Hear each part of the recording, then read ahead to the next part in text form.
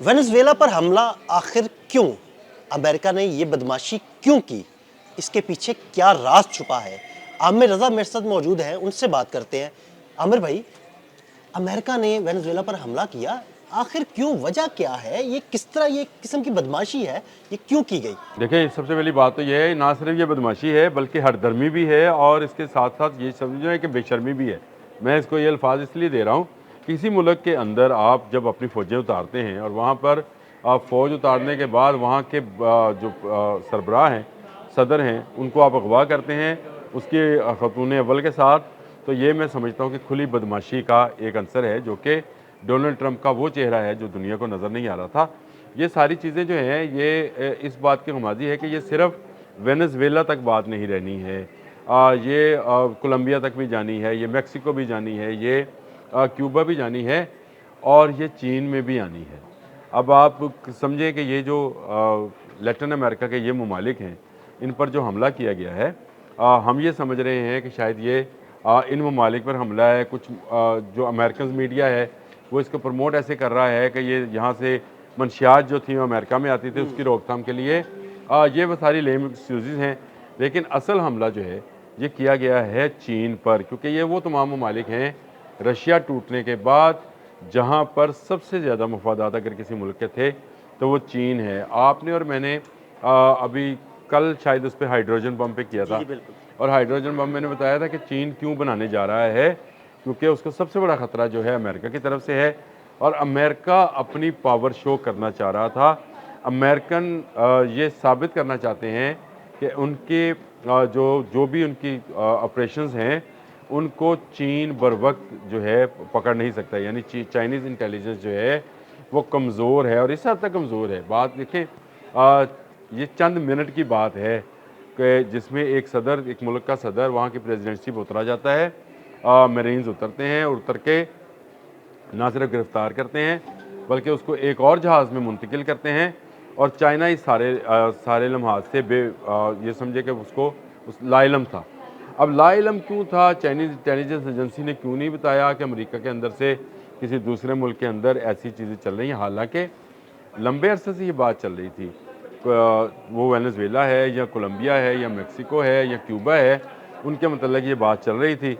इसके बावजूद चाइना जो है वो खामोशी से इस मुल्क के साथ तेल की तिजारत करता रहा, क्योंकि जो उसका मुतमईन नज़र है वो यहाँ से पावर हासिल कर रहा था, और यही पावर जो है अमेरिका को किसी सूरत बर्दाश्त नहीं थी। इसमें जो बड़ी बात यह थी कि ऐलान किया मोडोरो ने, निकोलस मोडोरो ने, कि वो अपनी तमाम ट्रेड जो है युआन पे लेके जा रहा है, यानी चाइनीज़ जो करेंसी है उस पर लेके जा रहा है।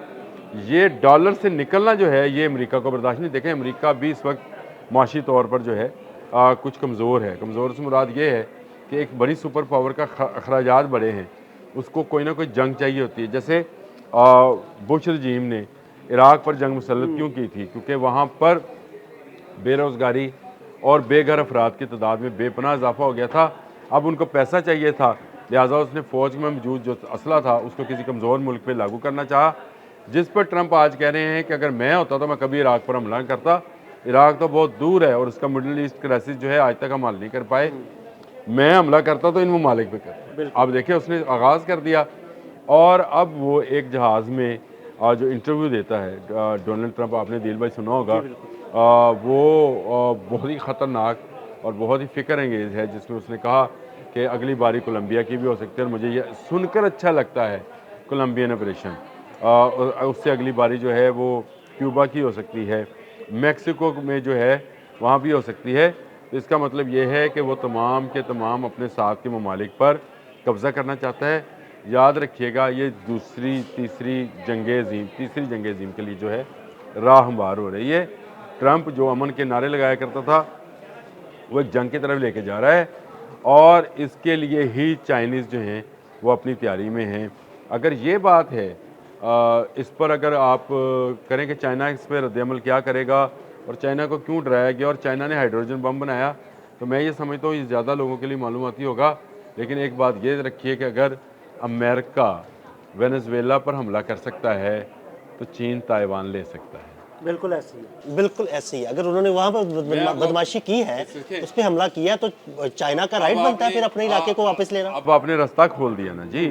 इसका मतलब ये है कि रूस का यूक्रेन पे वार जो है वो बिल्कुल ठीक है। बिल्कुल कमज़ोर को मार देना या उसको कब्ज़ा कर लेना, अगर ज़ेलेंस्की को उठा के ले जाता है रशिया, तो क्या अमेरिका या अक़वाम आलम के पास इसका कोई जवाब होगा? बिल्कुल नहीं। और अगर ताइवान पर चीन चढ़ दौड़ता है और वहाँ से वहाँ के प्रेसिडेंट को या वहाँ के जो कारपरदाज हैं, जो चलाने वाले मुल्क चलाने वाले हैं, उनको अगवा करके अपने मुल्क में ले जाकर केस दायर करता है, कुछ भी केस दायर किया जा सकता है। ये तो बड़े ओपन है। जैसे आप अमेरिका में निकोलस मदोरो के ऊपर केस चला रहे हैं कि वो मनशियात फरोख्त करता था। अब देखो ना कैसी बात है। ये तो आप अमेरिका में केस क्यों चल रहा है उस पर? देखिए, आपने अगर इनकलाब लाना था या आपने करना था तो आपको वहाँ पे उनके मुखालिफ जो अपोजिशन थी उसको आप इत्माद में लेते और ये आवाज़ उठाते कि यहाँ से मंशियात नहीं जानी चाहिए। उनके पास इतनी दौलत मौजूद है जिनका अंदाज़ा नहीं किया जा सकता। अब ये कहा जा रहा है कि हमने अगला हमारा टारगेट जो है, यानी साफ अल्फाज ये हैं दिल भाई उसके अमेरिकन प्रेसिडेंट के, कि मुझे ये सुनकर कोलंबिया ऑपरेशन का लफ्ज़ सुनकर खुशी होती है। यानी मैं खुशी का इजहार की मुराद ये है कि वो एक तरह से इजाज़त दे रहा है, वक्त का तयन किया जाएगा, लेकिन अगर ये जाएंगे तो फिर ताइवान में चीन जाएगा। लेकिन आमिर भाई, इन बातों से तो साफ एक चीज़ बड़ी वाज़ेह हो गई कि वो कोलंबिया हो, वो क्यूबा हो या खित्ते का कोई और मुल्क हो, अमेरिका बदमाश है। वो जब चाहे जहाँ चाहे हमला कर सकता है, कब्जा कर सकता है। दुनिया में कोई उसको पूछने वाला नहीं। देखिए, दुनिया में पूछने वाले जो लोग हैं, मतलब दुनिया में इस वक्त तो रूस तो पहले यूक्रेन वार के अंदर फंसा हुआ है और रशिया की इतनी है भी नहीं। हालांकि सबसे पहला बयान भी रशिया ने दिया था। जिस दिन ये सारा वाक़या पेश आया उस दिन मैंने आपसे कहा कि रशिया आ गया, क्योंकि रशिया ने करारदाद जमा कराई थी अमेरिका के ख़िलाफ़। कहाँ पर? अक़वाम मुत्तहिदा में। देखिए, इजराइल ने बर्बरियत की इंतहा की गज़ा के अंदर, जब भी वहाँ करारदाद पेश होती है उसको अमेरिका वीटो कर देता है। अब यही हाल होगा जो रूस ने और चीन ने और क्यूबा ने मिलकर वहाँ पर जो करारदाद जमा कराई है उसको दोबारा से वीटो कर दिया। ये जो वीटो पावर है ये बड़ी खौफनाक चीज़ है, इस पर मैं हमेशा बोला करता हूँ। अब वीटो कहाँ से आया करेगा? अब यूरोप से आया करेगा। बिल्कुल। लेकिन अमेरिका का मामला है ना, अमेरिका का वीटो नहीं माना जाएगा, तो उसके लिए उसके ब्रिटिशर जो बैठे हुए हाँ हैं जी। उसको वीटो करने के लिए, तो ये वीटो पावर असल में जब तक ख़त्म नहीं होगी उस वक्त तक अक़वाम मुत्तहिदा का कोई जो रोल है दुनिया में उसको तस्लीम नहीं किया जाएगा। आपने अच्छे पॉइंट पर बात की कि वेनेज़ुएला ही क्यों, तो मैंने आपको बता दिया कि वेनेज़ुएला इसलिए कि ये वेनेज़ुएला पे नहीं, ये चीन पर हमला है, बल्कि मैं इसको अगर कहूँ इन ब्रॉडर अगर देखना चाहें तो ये पूरी दुनिया पर हमला है। अब आपने हर ताकतवर को ये जवाब दे दिया कि वो कमज़ोर को दबाए और कमज़ोर के जो लीडरशिप है उसको उठा कर ले जाए। किसी पर जो है मंशियात का केस चलेगा, किसी पर हदूद का केस चलेगा। ये तो मुझे कोई ये थाना हंजरवाल की स्टोरी हाँ जी, लगती बिल्कुल है ऐसे ही। कि किसी को उठाकर कहा कि तुम पर हम मंशियात का केस डाल रहे हैं, चल जा अदालत जाके ज़मानत करा। ये वो मामला है। मडोरो को आज पेश किया जा रहा है वैसे अदालत के अंदर, निकोलस मडोरो को, लेकिन मैं ये समझता हूँ कि ये खुली बदमाशी है।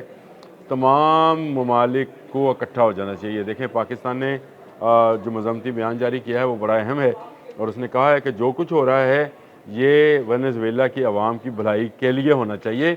वेनेज़ुएला की आवाम की सिक्योरिटी और भलाई जो है वो मुकद्दम रखनी चाहिए और हम किसी ऐसी एग्रेशन को जो है सपोर्ट नहीं करते हैं। तो ये इस तरह के बयान जो हैं ये सामने आना जो है ये मैं समझता हूँ अच्छी बात है। लेकिन वेनेज़ुएला में अभी और गुत्थियाँ सुलझना बाकी हैं। एक के बाद एक गुत्थी सुलझती चली जाएगी। बहुत सारे हालात जो हैं आने वाले चंद दिनों में, यानी अगले 48-49-50 घंटों में मज़ीद चीज़ें सामने आएंगी। मुझे अब शक है कि अगली बारी जो है वो कोलंबिया की होगी और चीन इस बात पर खामोश नहीं रहेगा।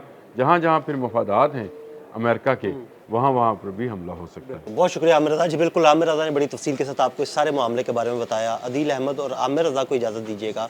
अल्लाह हाफ़िज़।